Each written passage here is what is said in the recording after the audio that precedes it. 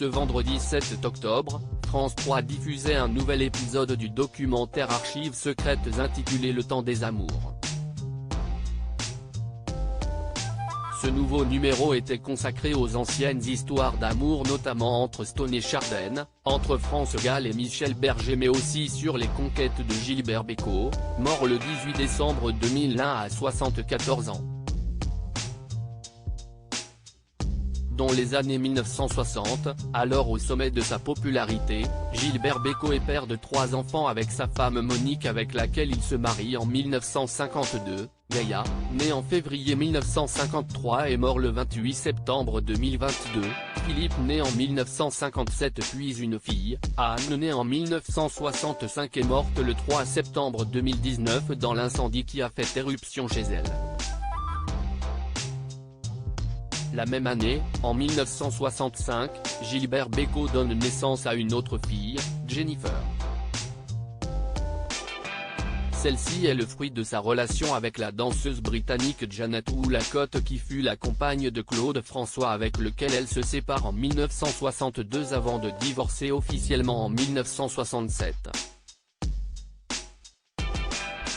Il filmait tout le temps, c'était son truc. À sa séparation avec Gilbert Bécaud, Janet Woolacott se retrouve mère célibataire et est toujours, légalement, mariée à Claude François.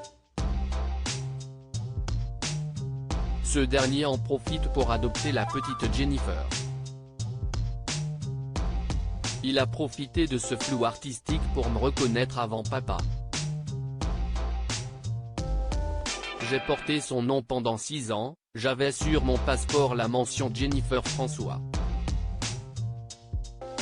C'était une petite revanche pour lui, expose la principale concernée dans le documentaire de France 3. Dans le même temps, à cette période, Gilbert Bécaud vit une histoire d'amour avec Catherine Lissin. John dite Kitty. Il donne naissance à une fille, Émilie, en 1972.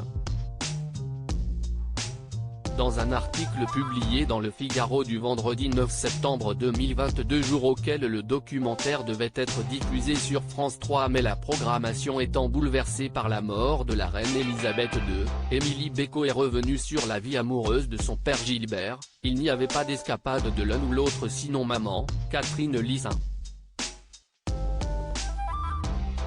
John, elle serait partie, ce qui les liait, c'était l'humour. Il, son père, filmait tout le temps, c'était son truc. Il y a des heures et des heures de rush. Il avait besoin d'ancrer sa vie sur la pellicule, il la mettait en scène.